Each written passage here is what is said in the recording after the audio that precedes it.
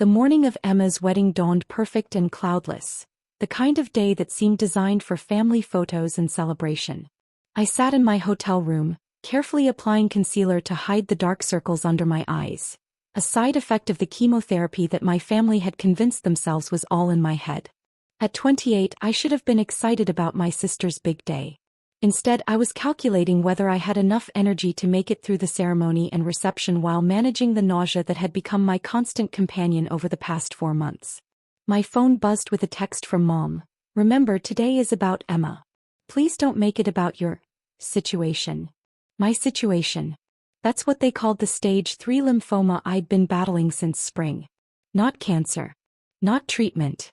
My situation. I checked my medication schedule one more time, then headed downstairs to join the wedding party.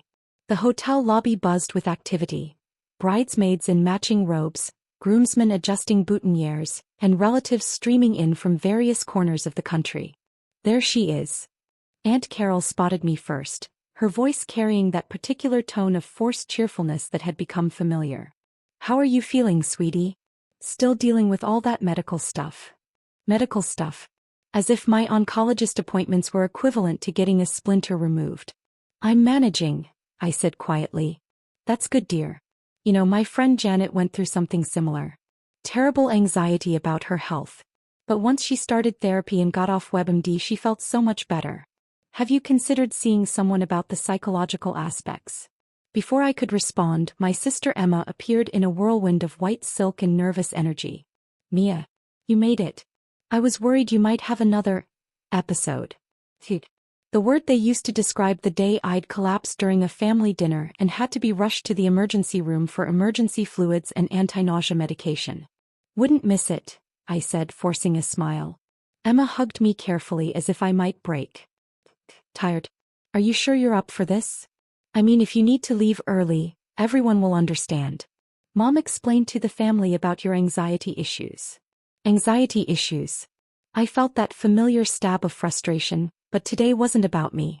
Today was Emma's day, and I was determined not to let my family's denial ruin it for her. The morning preparations continued around me. I helped Emma into her dress, arranged flowers, and smiled for photos while fighting waves of fatigue. My mother fluttered around us, orchestrating every detail with military precision. "Mia, could you maybe put on a bit more makeup?" Mom whispered during a quiet moment. "You look a little pale." People were asking questions because I'd lost 20 pounds and my hair was noticeably thinner, despite the cold cap treatments I'd been enduring. But my family had convinced themselves that my dramatic weight loss was due to stress and poor eating habits. "I'll touch up my concealer," I promised. "Good. And remember, if you start feeling overwhelmed, just step outside for fresh air. Don't make a scene. Don't make a scene." Like the time I'd quietly excused myself from Emma's bridal shower to vomit in the bathroom, and returned to find everyone discussing my attention-seeking behavior. My cousin Jessica appeared with the flower girl, full of energy and wedding excitement. "Mia, how's the new diet going? You've lost so much weight. What's your secret?" "Just cutting back on some things," I deflected. "Well, whatever you're doing, it's working. Though you might want to slow down a bit, you're looking almost too thin." Emma was worried you might have an eating disorder or something. An eating disorder. Another theory to add to their collection. Anxiety, hypochondria, attention-seeking, and now eating disorders. Anything except the obvious explanation that I was undergoing aggressive chemotherapy treatment. "I'm fine," I assured her. "Of course you are. You're just always been the dramatic one in the family. Remember when you convinced everyone you needed glasses in 3rd grade? And that whole thing with your imaginary food allergies in high school?" I remembered those incidents differently. I'd actually needed glasses, still wore them. And the food allergies had been real too, diagnosed properly years later. But my family had a long history of dismissing my medical concerns as psychological or attention-seeking behavior. My phone buzzed with a reminder. Chemotherapy appointment scheduled for Monday morning, followed by consultation with Dr. Rodriguez about treatment progress. The appointment I definitely couldn't miss, no matter how my family felt about my medical anxiety. The ceremony was starting soon, and I needed to get through the next 8 hours without collapsing. Emma deserved her perfect day, even if it meant pretending I wasn't fighting for my life. The ceremony was beautiful. Emma radiated joy as she walked down the aisle, and for a few precious minutes, I forgot about everything except how happy she looked. I managed to hold back the nausea during the vows, though I had to grip my bouquet tightly to stop my hands from shaking. Another lovely side effect of the treatment my family considered imaginary. During the cocktail hour, relatives approached me with their theories about my appearance. "You know what you need?" Uncle David cornered me near the bar. "A vacation. Maybe some vitamins." My wife went through a phase where she was convinced she had all sorts of health problems. Turned out to be vitamin D deficiency. "That's interesting," I managed. "Exactly. These days, everyone thinks every little ache and pain is some serious condition. Social media makes it worse. All these people self-diagnosing from internet articles. But the human body is remarkably resilient.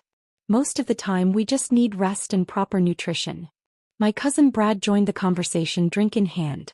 "Uncle David's right. Mia's always been a worrier. Remember high school? Always at the nurse's office with some complaint or another. Those complaints had included the mono that kept me out of school for 3 weeks and the appendicitis that required emergency surgery. But Brad had been away at college for most of it. The important thing," Uncle David continued, "is not to let anxiety control your life. I'm sure whatever you're going through isn't as serious as you think it is." I excused myself and found a quiet corner where I could discreetly check my phone. A message from Dr. Rodriguez. "Hope the wedding is going well. Remember to stay hydrated and don't hesitate to call if you need anything. See you Monday for results." Results. My latest scans would determine whether the chemotherapy was working or if we needed to consider more aggressive treatment options. But my family thought I was getting blood work done for peace of mind. "There you are." Mom appeared, slightly flustered. "People are starting to ask questions about why you keep checking your phone and disappearing. It's distracting from Emma's day. I was just checking in with your doctor, I know. Mia, we've talked about this. You need to learn to disconnect from all this medical obsession. It's becoming unhealthy. People are starting to worry that you might have, psychological issues." Psychological issues. The latest addition to their diagnosis collection. "Emma's worried too," Mom continued. "She thinks you might need professional help. Maybe when all this wedding craziness is over, we should look into counseling for you. Someone who specializes in health anxiety." I felt my chest tighten. "Mom, I don't have health anxiety." "I have." I know. You're convinced you have some serious illness. But sweetie, don't you think it's more likely that the stress of work and life is manifesting as physical symptoms? It happens to lots of people." Before I could respond, Emma appeared in her wedding dress, glowing with happiness and champagne. "Mia, there you are. People are looking for you. We're about to do the family photos." He paused, studying my face. "Are you okay? You look strained." "I'm fine," I said automatically. "Are you sure? Because if you're having another anxiety episode, maybe you should step outside. I don't want you to feel overwhelmed." Overwhelmed. Another euphemism they'd adopted for when the chemotherapy side effects became too obvious to ignore. "I'm good for photos," I assured her. The photographer gathered us for family shots.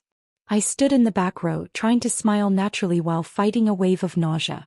The flash was particularly harsh and I found myself gripping my sister's arm for balance. "Mia seems unsteady," I heard Aunt Carol whisper to Mom. "Maybe she should sit down." "She's just tired," Mom whispered back. "All this medical drama has been exhausting for everyone."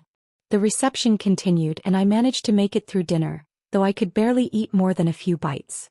My stomach had been sensitive for weeks, another side effect that my family attributed to stress and poor eating habits. "You're not eating again," Jessica observed. "Seriously, Mia, this diet thing is getting concerning. Maybe you should talk to someone about your relationship with food." My phone buzzed with another message from Dr. Rodriguez. "Mia, just wanted to remind you that Monday's appointment is critical. We'll be reviewing your progress and discussing next steps. Take care of yourself this weekend." Next steps. If the current treatment wasn't working, Dr. Rodriguez had mentioned the possibility of a clinical trial. Experimental treatments that might give me a better chance. But my family thought I was taking vitamins for imaginary symptoms.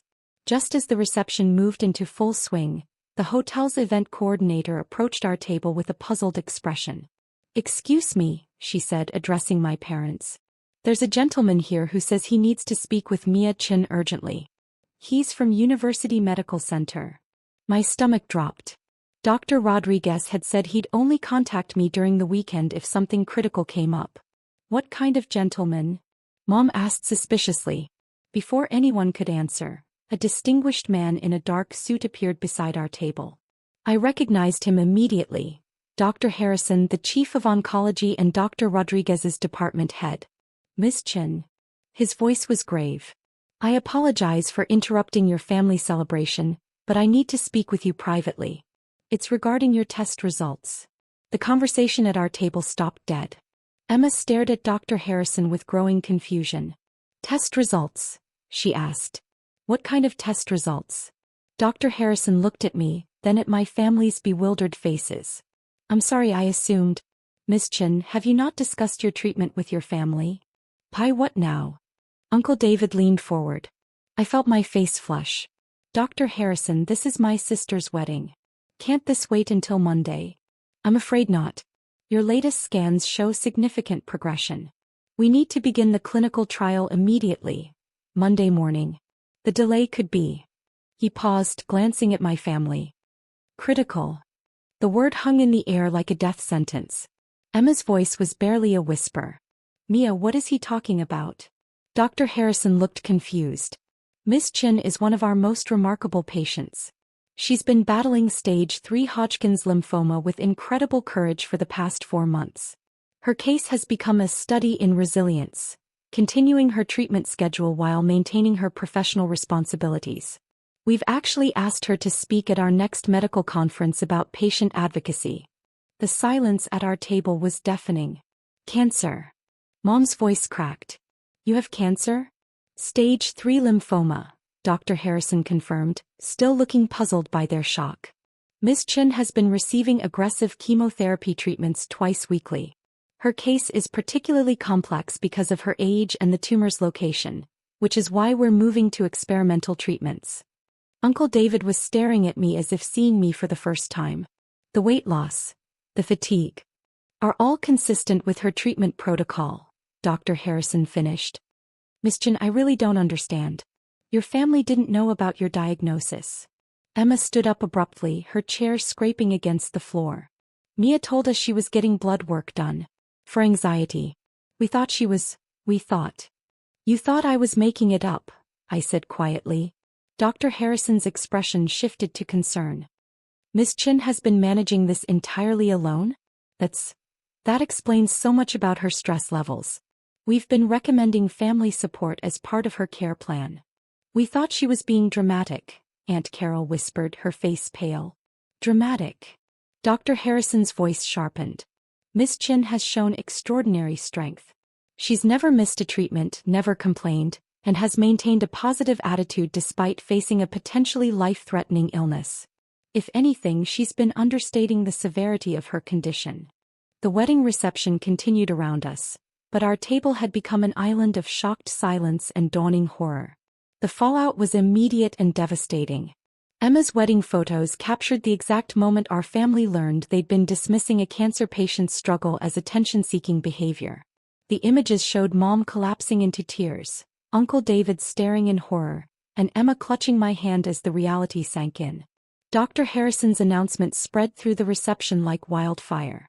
Relatives who'd spent months making jokes about my medical anxiety suddenly understood they'd been mocking someone fighting for their life. The shame was visible on every face.